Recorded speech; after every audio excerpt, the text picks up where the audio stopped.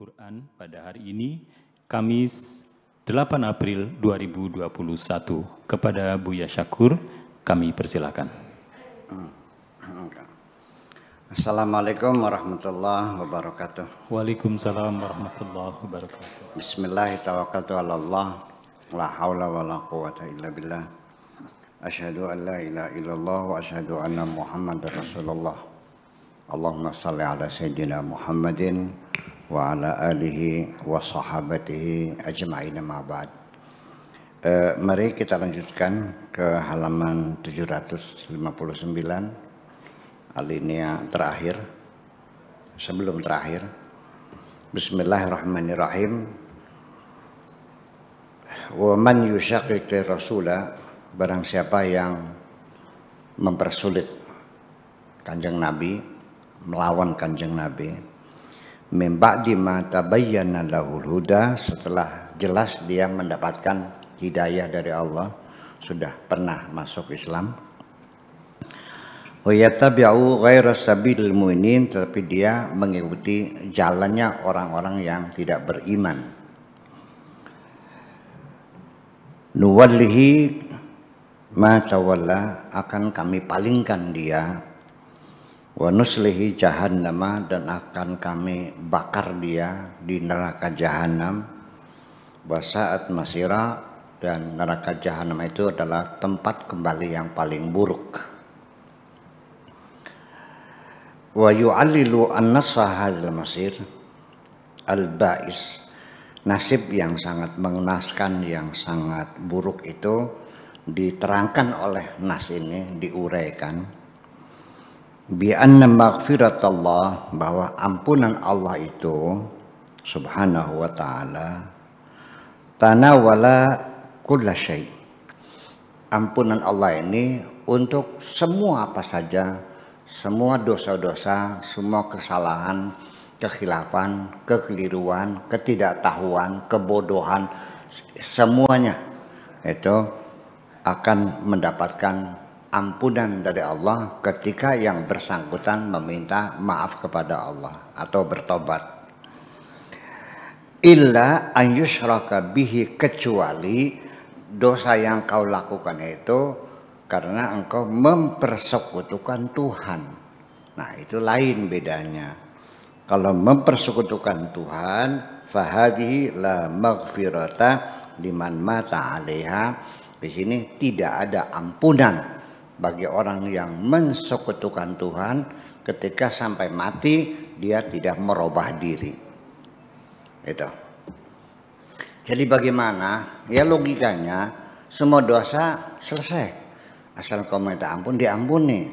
Innallaha yaghfiru dzunuba jami'a. Semua dosa akan diampuni oleh Allah. Dan Allah memperingatkan kepada kita semuanya, jangan berputus asa untuk mendapatkan rahmat dari Allah.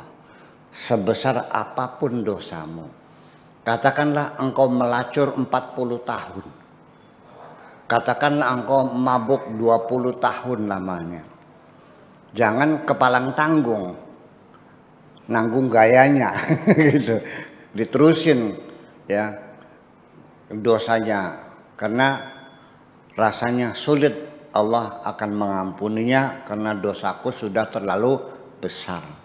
Allah memperingatkan kepada mereka, ya ayyuhalladzina amanu la taqnutu mir rahmatillah. Wahai orang-orang yang beriman, janganlah engkau berputus asa untuk mendapatkan rahmat dari Allah. Allah berjanji, innallaha yaghfiru dzunuba jami'a. Allah akan mengampuni semua dosa. Yang penting kamu bertobat, ya. Dan tobat itu menjadi perintah, tobat itu menjadi wajib bagi orang beriman, ya. Bahkan Nabi sendiri setiap hari tobatnya 100 kali. Ya, Pak Rahmat sebagai kiai berapa kali tobatnya? Iya. Nabi yang dijamin tidak melakukan kesalahan pun dia merasa bersalah. Ya, kenapa demikian? Karena beda ya, sensitivitas Nabi dengan kita berbeda. Beliau itu perasaannya sangat halus dan lembut sekali. Apapun sekecil dosa dia merasakan. Termasuk beliau bertobat sampai menangis 3 hari 3 malam. Kesalahannya apa?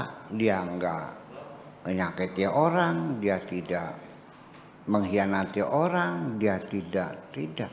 Hanya satu salahnya, dia memalingkan muka ketika ada orang buta datang. Abasa wa tawalla an ja'ahul a'ma.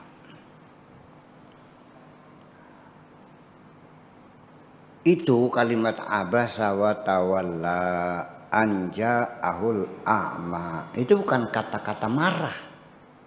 Itu kayak sajak. Abasa bermuka masam, cemberut, wa tawalla dan memalingkan muka. Anja ahul a'ma ketika kedatangan orang buta. Ada kata-kata marahnya enggak? Enggak ada kok. Ditembangi, ya, dikasih lagu yang enak, tapi isinya kan menegur. Kurang lebih artinya kenapa engkau kok memalingkan muka karena kedatangan orang buta. 3 hari 3 malam Nabi itu menyesalinya. Kenapa aku begini? Yang jadi persoalan, saya mau nanya Pak Rahmat, Kiduki, orang buta dicemberuti tersinggung nggak? Sebabnya apa? Kita berpaling muka kepada orang buta. Orang butanya marah enggak? Sebabnya enggak marah? Berarti Nabi menyakiti orang buta enggak? Ya enggak. Yang marah kan Allah.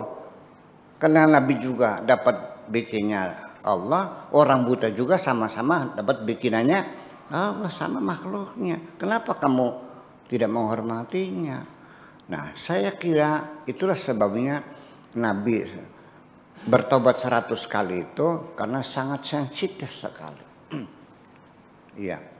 Kalau kita nggak mungkin merasa berdosa tidak menghormati orang itu.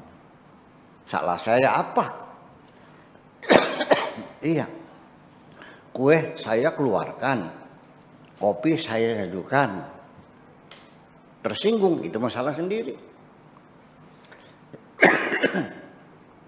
Padahal tamu itu tersinggung hanya gara-gara kita buka pintunya kurang lebar. Kita bertamu, tuan rumah buka pintunya kurang lebar. Sakit, sedih nggak? Iya, saya mau balik lagi. Monggo melepot, nggak usah lah. Masuk nggak usah. Kayak nggak niat. Itu. Jadi artinya bahwa tamu itu sangat sensitif sekali.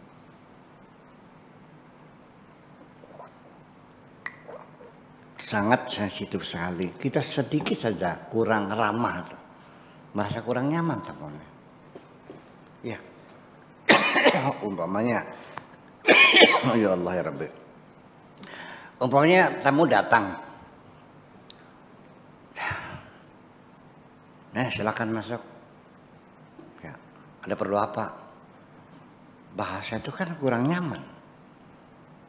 Ya, kalau sama tamu itu jangan bilang ada perlu apa. Apa yang perlu saya bantu? Kan gitu.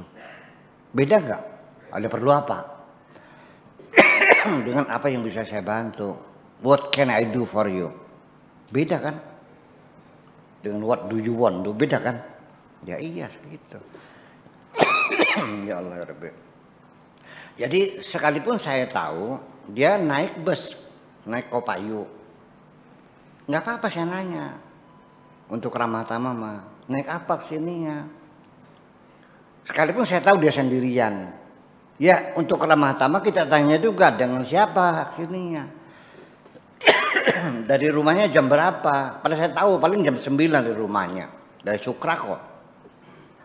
Ya, jadi semakin kita banyak bertanya itu tamu juga merasa nyaman, sehingga merasakan tuan rumah merasa senang hati saya datang, kan begitu. Itulah Nabi makanya sehari bertobatnya 100 kali. Karena dalam pergaulan sehari-hari kita tidak bisa dihindari. Piring itu retaknya karena piring juga. Piring ditumpuk, mangga-mangga. Gesek-gesek bisa retak enggak? Gelas sama gelas, piring sama piring. Kita juga manusia dalam pergaulan itu selalu saja. Setiap ucapan kita, perbuatan kita, cara kita melihat itu tanpa kita sadari seringkali membuat orang tersinggung. Ya, bergurau berlebihan tersinggung. Kadang-kadang kita diem saja juga tersinggung orang. Ya, apalagi kita manggil nama orang sembarangan. Nama tidak pas. Saya namanya Abdus Syakur. Ini banyak sekali MC sok tahu kepada Al-Mukarram Muhammad Syukur. Nama saya siapa? Motong kambingnya 2 loh. Iya. Lagi Ahmad Yaskur. Menyebut nama orang juga nggak boleh salah.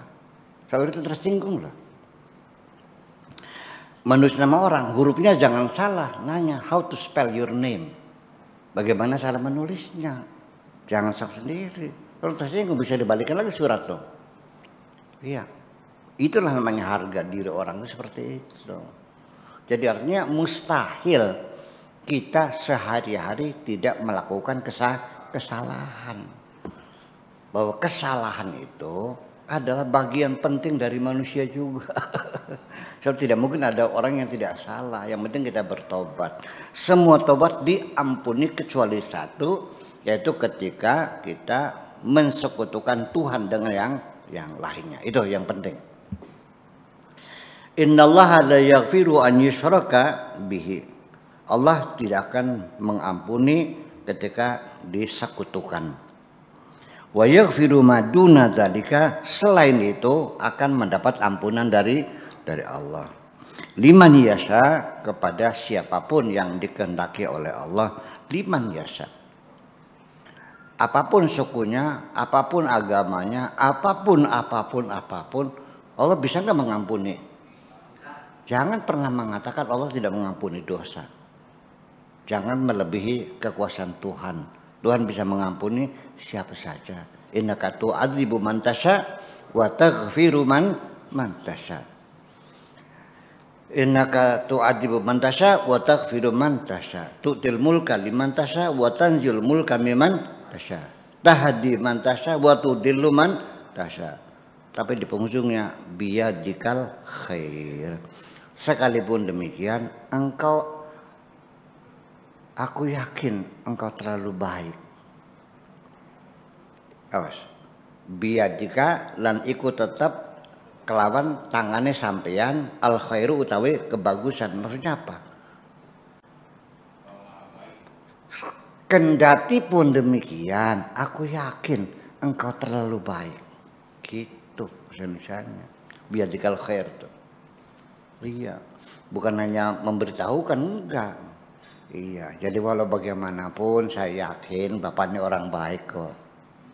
Iya kan, masa tega melihat saya susah begini kan gitu. Namanya ngolok, bahasa ngolok nama itu tuh. Wa man yusyrik billah faqad dhalla dhalalan ba'ida. Siapapun yang mensekutukan Tuhan berarti dia sudah tersesat sangat jauh sekali. Dhalalan ba'ida. Wasyirku billah, kemusyrikan itu adalah kama aslafna fi hadzal juz, seperti telah kami terangkan pada juz ini, inda tafsiri mithli hadhil ayat, ketika menafsirkan ayat seperti ini, min qabl, sebelumnya, yatahaqqaqu bittikhadhi alihatan ma'allah.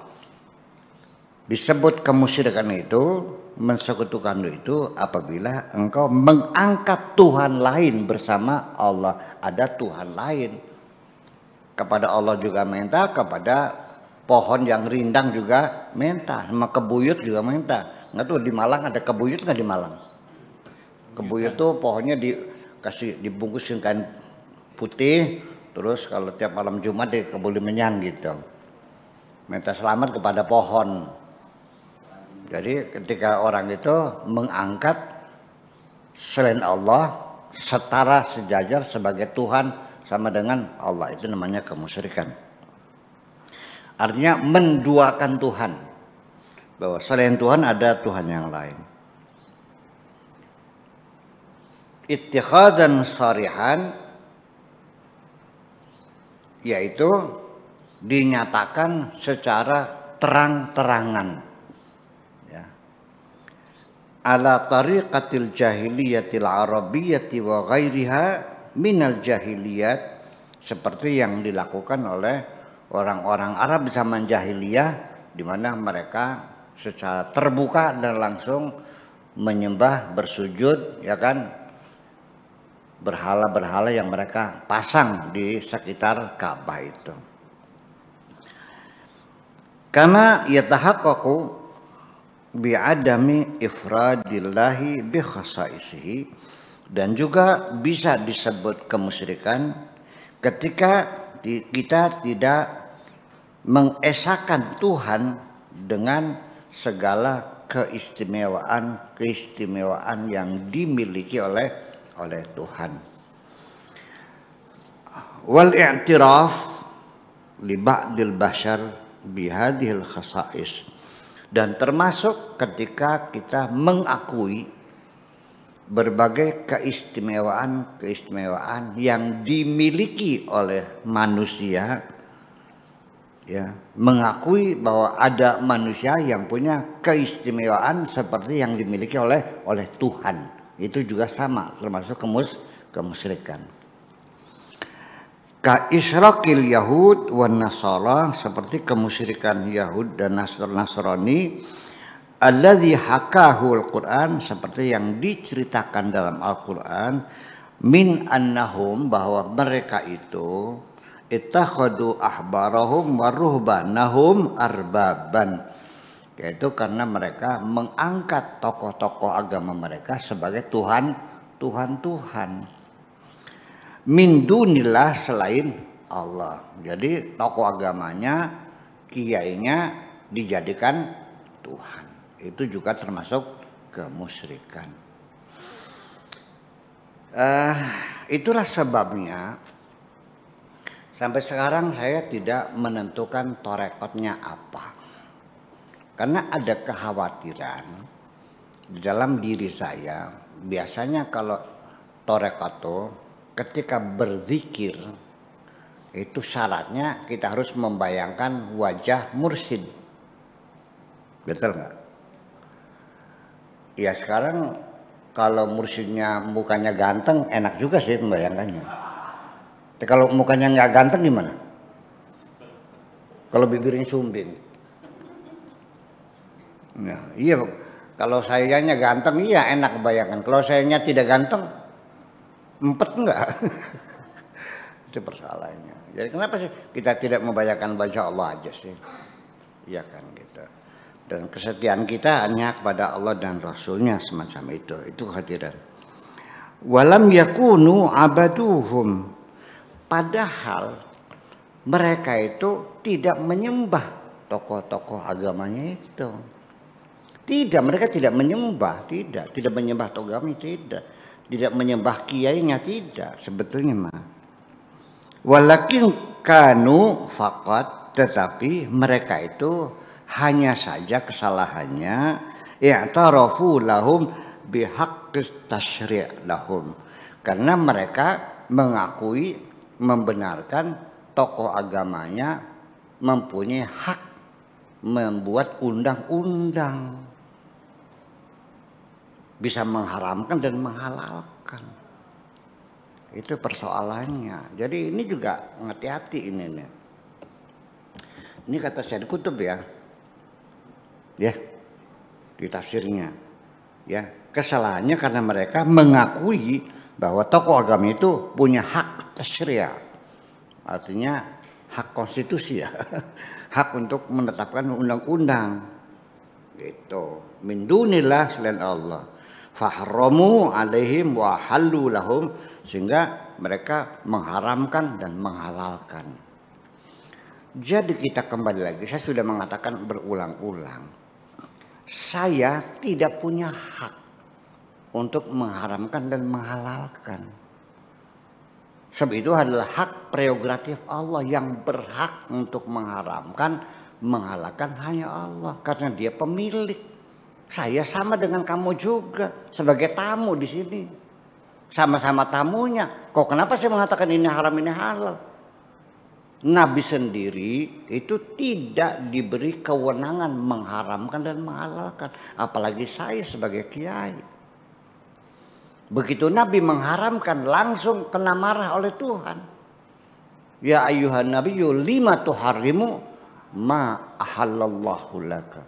Wahai Nabi, kenapa kau berani haramkan yang oleh Allah dihalalkan? Kenapa kau mengharamkan? Ditegur juga, apalagi saya. Jadi kiai mah tidak punya hak untuk mengharamkan atau menghalalkan. Itu hak prerogatif Allah Subhanahu wa ta'ala. Nyatanya gimana? Nah, yang mengharamkan rokok siapa? Allah atau manusia? Kok berani? Nabi dulu ada yang ngerokok enggak? Jadi ada rokok enggak dulu? Itu kalau enggak ada berarti hukumnya enggak ada. Iya. Jadi seperti itu.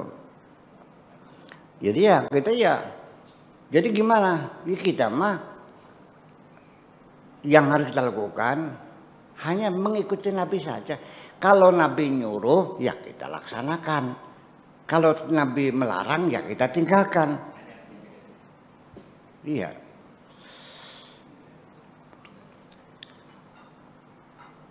Wa ma atakumur rasulu fakhudhuh wa ma nahakum anhu fantahu. Kalau Rasul menyuruh laksanakan. Kalau Allah Rasul melarang tinggalkan itu saja kok. Kita jangan membuat hukum sendiri macam itu. Ini kata Syekh Qutb. Ya. Sebabnya karena tokoh agamanya diberi hak untuk tasyri', untuk menghukumi gitu. Oke. Lalu fattaba'uhum wa fi hada wa manahuhum khasiyatan min khasaisil uluhiyah. Dengan demikian berarti mereka memberikan kewenangan kepada tokoh agamanya, keistimewaan Tuhan, bisa menghukumi, itu persoalannya. Iya kan? Iya, seperti itu. Fahaqqa alaihim wasfu syirk, sehingga dengan demikian mereka sah, ya, layak disebut musyrik seperti itu. Wa qila anhum innahum khalafu ma umiru bihi minat tauhid. Nah, ada sependapat mengatakan lagi mereka disebut musyrik karena mereka melanggar dari apa yang diperintahkan untuk mengesahkan Tuhan. Wa ma umiru illa liya'budu ilahan wahidan. Mereka tidak disuruh kecuali menyembah Tuhan yang satu, yang esa itu. Fayuqimu lahu wahdahu sya'air. Jadi seremoni-seremoni yang kita lakukan semuanya untuk Allah semuanya, jangan mengada-ada gitu. Kalau memang Nabi tidak pernah melakukannya ya sudah. Nah, itu nanti menjadi masalah lagi. Jadi kalau kita melakukan itu bukan agama, itu mah budaya. Lain lagi, jangan. Nabi kan tidak pakai sarung, berarti kan bid'ah. Sarung itu bukan agama. Kalau pakaian mah nggak ada agamanya. Sampai negara pun, kalau dinyatakan negara suatu negara ini negara Islam, umpamanya contohnya bukan Indonesia ya. Di sana ada di luar negeri ada negara Islam seperti negara Iran ya, negara Saudi ya. Oke, saya mau nanya, nanti di akhirat negara Islam masuk surga enggak?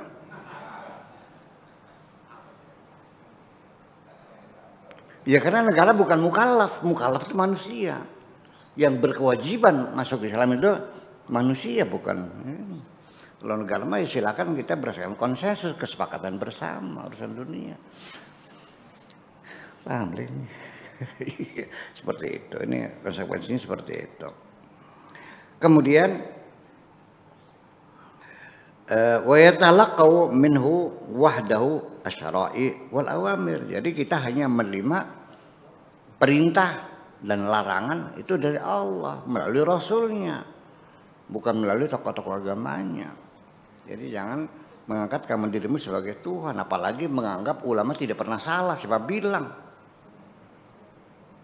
Coba sekolahnya menyalahkan Imam Syafi'i kalau nggak di, jadi nggak boleh salah gitu. Yang boleh, yang maksum itu hanya Nabi Muhammad ya. Sahabat ulama nggak ada yang maksum. Iya, kan juga nggak ada bedanya aku dengan kamu kok 11-12.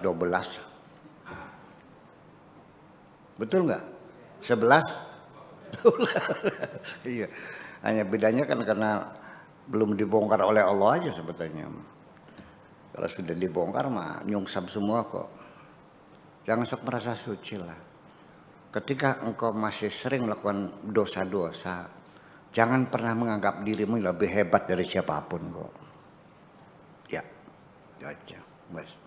Sehingga ada pasorkah ya yang rendah hati. Ya, nggak ada manusia yang berhati malaikat tuh. Lalu wala ghufrana lidzambi syirki. Adapun dosa syirik maka tidak ada ampunannya. Jadi gimana? Ya masuk Islam lagi. Karena syirik bukan dosa, mengingkari Tuhan aja. Jadi gimana supaya jangan masuk neraka? Ya masuk Islam lagi, baca syahadat lagi, bukan tobat. Jadi salah paham. Bertobat dari kemusyrikan yang enggak ada tobatnya. Kamu musyrik ya masuk Islam lagi berarti. Ketika musyrik Anda berarti setelah keluar dari agama Islam. Supaya diampuni gimana? Ya masuk Islam lagi, baca syahadat lagi, itu aja persoalannya. Nah, mata sahibu alaihi itu kalau sampai mati dia tidak masuk Islam lagi, tidak baca syahadat lagi, ya sudah selesai. Berarti dia muslim. Bainama babul maghfirati maftuhun di kulli dzanbin siwahu. Adapun pintu pertobatan selalu dibuka untuk semua dosa. Indama yasha Allah, ketika Allah berkehendak semuanya akan diampuni semuanya. Wasababu fi ta'zimi jarimati syirki. Adapun sebab kenapa dosa kemusyrikan itu dianggap dosa yang sangat besar sekali, ya, wa khurujuha min dairatil maghfirah, dan berada di luar ya wilayah ampunan Tuhan. Anna man yusyriku billah yakhruju an hududi al khair wassalah tamaman. Karena orang musyrik itu berarti sudah keluar dari area kebaikan dan kebenaran. Seperti itu. Wa tufsidu kullu fitratihi atau wa tafsudu kullu fitratihi, dan fitrahnya sudah rusak bihaitsu la tasluhu abadan, artinya fitrahnya, instingnya, perasaannya, hatinya sudah tidak layak lagi. Makanya tidak ada ampunannya. Walau baqiya khaitun wahidun salihun min khuyutil fitrati la syaddahu ila syu'ur biwahdaniyati rabbih.